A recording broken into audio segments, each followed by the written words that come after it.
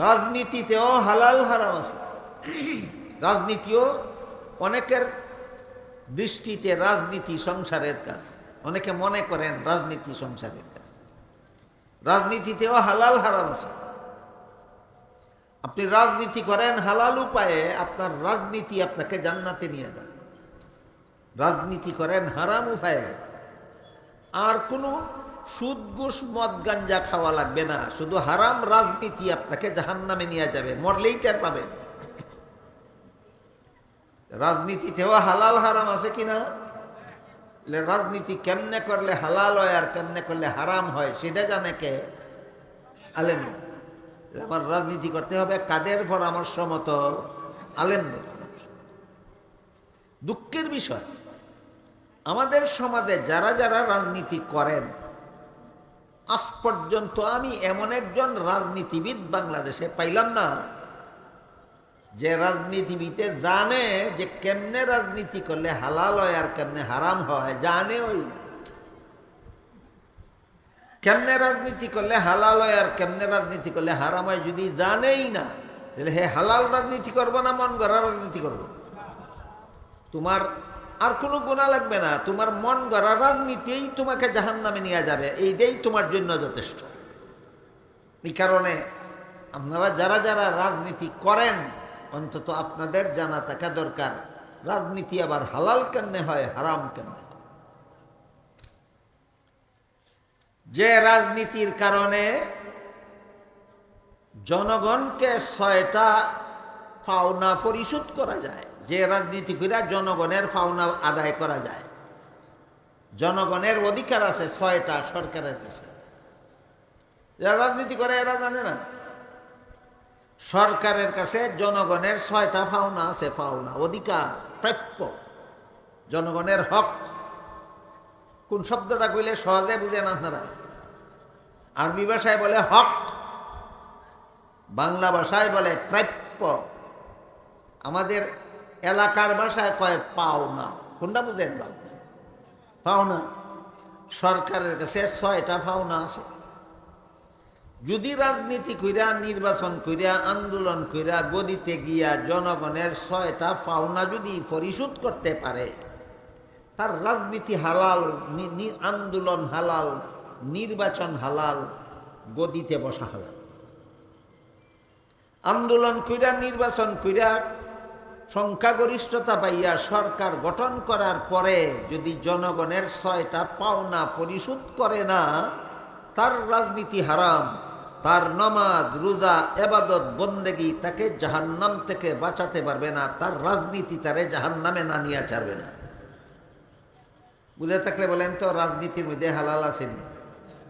জনগণের পাওনা দিতে পারলে রাজনীতি হালাল, জনগণের পাওনা না দিলে রাজনীতি হারাম। এখন প্রশ্ন জাগে, জনগণের কটা পাওনা সরকারের কাছে? 6টা। 1 নম্বর, খাদ্য ব্যবস্থা। তোমার দেশের কোনো জনগণ খাদ্যের অভাবে যেন উপবাস থাকতে না হয়, এই ব্যবস্থা করা সরকারের কাছে জনগণের পাওনা। আমার দেশের জনগণের কেউ যেন খাদ্যের অভাবে যেন উপবাস দিন কাটাতে না হয়, উপবাস যেন রাত কাটাতে না হয়, এটা হলো 6 পাওনার 1 নম্বর। 6 পাওনার মধ্যে 1 নম্বর কি? খাদ্য ব্যবস্থা। 2 নম্বর বস্ত্র ব্যবস্থা। 3 নম্বর শিক্ষা ব্যবস্থা। 4 নম্বর চিকিৎসা ব্যবস্থা। 5 নম্বর বাসস্থান। বাড়িঘর ছাড়া যেন কোনো জনগণকে উদ্বাস্তুর মতো জীবনযাপন করতে না হয়, প্রত্যেকটা নাগরিকের বাড়িঘরের ব্যবস্থা করে দিতে হবে সরকারের, যে সরকারের কাছে জনগণের 5 নম্বর পাওনা। 6 নম্বর পাওনা হইল নিরাপত্তা। দেশের ভিতরের কেউ যেন কার সাথে জুলুম অত্যাচার করতে না পারে, এই নিরাপত্তা দিতে হবে সরকার জনগণকে।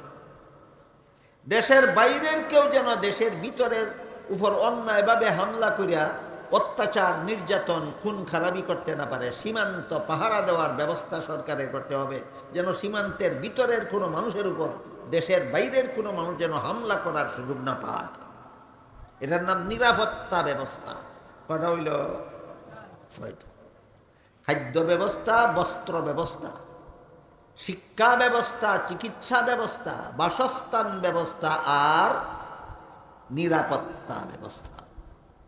এই ছয়টা হইল সরকারের কাছে জনগণের পাওনা। দিতে পারলে তোমার রাজনীতি হালাল, না দিতে পারলে জীবনভর হারাম রাজনীতি করছ। রাজনীতি করতে করতে চুলদারি না, শরীরে সবগুলি পশম পাকাইছ। আর রাজনীতি করতে করতে ফাঁকনা চুলদারি নিয়ে মরবে, তোমার মরতে দেরি হতে পারে, তোমার রাজনীতি তোমার জাহান্নামে পৌঁছাতে দেরি হবে না। এবার বুঝে থাকলে বলেন, রাজনীতি যদি সংসারের কাজ হইয়া থাকে, এটা আলেমদের কথা মতো করতে হবে কেন? হালাল হওয়ার জন্য। রাজনীতি হালাল কেমনে হয়? জনগণের ছয় পাওনা দিলে। বলেন, আমার কথা বলেন কিনা? রাজনীতি হালাল কেমনে হয়? জনগণের পাওনা ছয়টা দিলে। জনগণের পাওনাগুলি না দিলে রাজনীতি হালাল না হারাম? এই ছয় পাওনার মধ্যে এক নম্বরটা কি? জনগণের একটা মানুষ যেন উপবাস, খাওয়ার অভাবে যেন উপবাস দিন রাত কাটাতে না হয়, এই ব্যবস্থা করা সরকারের কাছে জনগণের। বলেন তো, বাংলাদেশের কোনো নাগরিক খাদ্যের অভাবে উপবাস দিন রাত কাটায় কিনা? তাইলে বাংলাদেশের গদিতে যত সরকার ওই যত সময় যায়, জনগণের এক নম্বর পাওনাটা কি দেয়? দেয় না। এদের রাজনীতি হালাল না হারাম? হারাম। বছরে বছরে মক্কা যাও। মক্কা তো আবু জেহেল গেছে, আবু জেহেলের বাড়ির তো মক্কা ছিল। মক্কা যাওয়া তোমারে জাহান্নাম থেকে বাঁচাতে পারবে না। জনগণের খাদ্য ব্যবস্থা কেন দিলা না? এই কারণে তোমার রাজনীতি তোমারে জাহান্নামে না নিয়ে ছাড়বে না। আমাদের দেশের গদিতে এই 52-53 বৎসরের ভিতরে যত সরকার যত দফায় গদিতে গেল, কেউ ওই জনগণের খাদ্য ব্যবস্থা ঠিক মতে দিতে পারেনি। কেন দিল না? সরকারি তহবিল সম্পদ নাই না, কোটি কোটি টাকার সম্পদ আছে। কোটি কোটি টাকার সম্পদ আছে। কোটি কোটি টাকার গুদামে সম্পদ রেখা, কোটি কোটি টাকা, লক্ষ কোটি টাকা ব্যাংকে জমা রেখা জনগণরে উপবাস রাখে কেন সরকারে? কারণ হইল, ওইখান থেকে নিয়ে যদি আপনারা দেয়, তাহলে চুরি করে বিদেশ পাঠাইতে পারে না। বলেন, সরকারি তহবিলে সম্পদ না থাকার কারণে আপনারা উপবাস রাখে না, আপনারা খাওয়াইলে চুরি করতে পারে না? এই কারণে আপনাদেরকে না খাওয়াইয়া ওই দিক দিয়ে না। বলেন, এদের রাজনীতি হালাল না হারাম? হারাম। যতই নামাজ পড়ো আর যতই রোজা রাখো, যতই হজ করো আর যতই তসবিহ পড়ো, ওজিফা টিফো, মরণের দেরি হতে পারে, তোমার রাজনীতি তোমার জাহান্নামে পৌঁছাতে দেরি হবে না মোটেও। এবার বুঝে থাকলে বলেন, রাসূল বলেছেন, আলেম হওয়া জাহান্নাম থেকে বাঁচার 1 নম্বর পথ।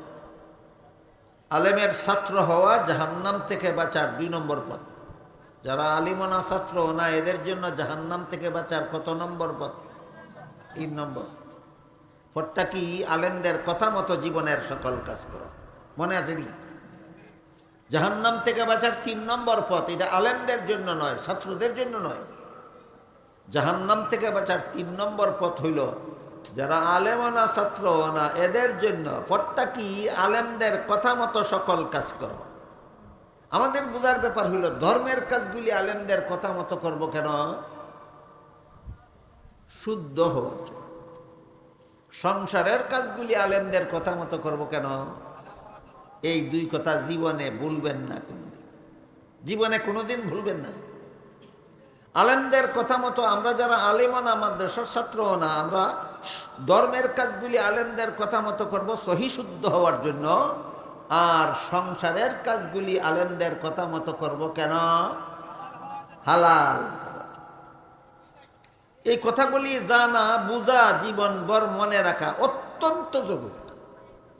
কিন্তু আমাদের সমাজে আজকে জরুরি কথা মানুষকে শুনাইয়া, জানাইয়া, বুঝাইয়া দেওয়া, যার নাম হেদায়েত, এই যার নাম ওয়াজ, আমাদের সমাজে আজকে ওয়াজের মাহফিল খুব কম হয়, আওয়াজের মাহফিল বেশি। ওয়াজ মাহফিল বেশি না আওয়াজ মাহফিল বেশি? এই জন্য আমার আওয়াজে মানুষ আকৃষ্ট হইয়া আমার ভক্ত হবে, এই লক্ষ্যই তাকে বেশিরভাগ বক্তাদের। নবীর কথা, রসুলের কথা, কোরআন হাদিসের কথা শুনে মানুষ জাহান্নাম থেকে বাঁচার পথ শিখবে, এই উদ্দেশ্য খুব কম বক্তাদের মাথায় থাকে। কথা বুঝতে পারছেন? এই কারণে জরুরি কথা বেশিরভাগ বক্তায় কয় না। বেশিরভাগ বক্তায় খালি ওয়াজ করে না, খালি আওয়াজ শোনায়, আওয়াজ। বেশিরভাগ বক্তায় আপনারা ওয়াজ শোনায় না, বেশিরভাগে আওয়াজ শোনায়, আওয়াজ। আওয়াজের মধ্যে হেদায়েত নাই, ওয়াজের মধ্যে হেদায়েত। আওয়াজও হেদায়েত না ওয়াজে হেদায়েত? আওয়াজও যদি হেদায়েত থাকতো তাহলে তো সবাত না গিয়া গানও গেলে এখানে তো আওয়াজ আছে না, গানও আওয়াজ না, আওয়াজ আছে, হেদায়েত না। কাজে আওয়াজ আর হেদায়েত এক কথা না। কোরআন হাদিসের সহি শুদ্ধ কথা বুঝাইয়া দেওয়ার নাম হেদায়েত, এটা হইল ওয়াজ। আর মানুষকে কোরআন হাদিসের জরুরি কথা না শোনাইয়া, না বুঝাইয়া, এই যে মধুর কণ্ঠস্বর দেখছি আপনারা বিজ্ঞাপনে লেখা একজনের নামে, কি লেখছে? সুললিত কণ্ঠের অধিকারী। এই যে শিল্পীরা কণ্ঠ কি সুললিত নয়? শিল্পী বুঝেন, গানের ব্যবসা যারা করে, গান গাওয়ার ব্যবসা যারা করে, শিল্পী কয় এরা কি সুললিত কণ্ঠের অধিকারী নয়? ওয়াজ মাহফিলে সুললিত কণ্ঠের অধিকারী আসবে কেন? তুই বেটা এখানে ওয়াজ করতে আইসস না গান গাইতে আইসস? কথা বুঝেননি আপনারা? এই কারণে যারা ব্যবস্থা করে এরাও ওয়াজওয়ালা বক্তা খুঁজে না, আওয়াজওয়ালা বক্তা খুঁজে। ওয়াজওয়ালা খুঁজে না আওয়াজওয়ালা খুঁজে, আওয়াজওয়ালা। এই জন্য আমাদের সকলেরই বুঝতে হবে, আমরা যারা ওয়াজ শুনি, আমরা যারা ওয়াজ করি, আর আমরা যারা ওয়াজের আয়োজন করি, সকলের মাথায় থাকতে হবে এই পবিত্র মাহফিলটা আওয়াজের জন্য নয়, পবিত্র মাহফিলটা ওয়াজের জন্য। বলেন আওয়াজের জন্য না ওয়াজের জন্য? তা আমার এখানে সুললিত কণ্ঠের অধিকারী শিল্পী আসবে কেন? আমার এখানে হক্কানি আলিম আসবে যিনি আমাকে কোরআন হাদিসের জরুরি কথাগুলি বুঝিয়ে দেবে। এইগুলির নাম হইল ওয়াজ। এই জন্য বলেছিলাম আমাদের সমাজে আজকে ওয়াজ মাহফিল খুব কম হয়, আওয়াজ মাহফিল বেশি হয়। আওয়াজ মাহফিলে জরুরি কথা পাবেন না, শুধু সুললিত কণ্ঠস্বর পাবেন। এক সবার এক বিজ্ঞাপনে এক বক্তার নামে লেখছে, গানের চেয়েও মধুর কণ্ঠের অনুসারী অধিকারী, মানে বাঁশির চেয়েও মধুর কণ্ঠের অধিকারী।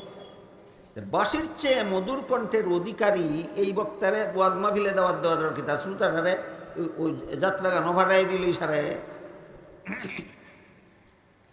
এই জন্য বলছি আমরা যেন আওয়াজের পাগল না হই, আমরা ওয়াজের পাগল হই। দ্বীনের জরুরি কথাগুলি শোনা, বুঝা এবং মনে রাখা সমস্ত মুসলমানদের জন্য ফরজ।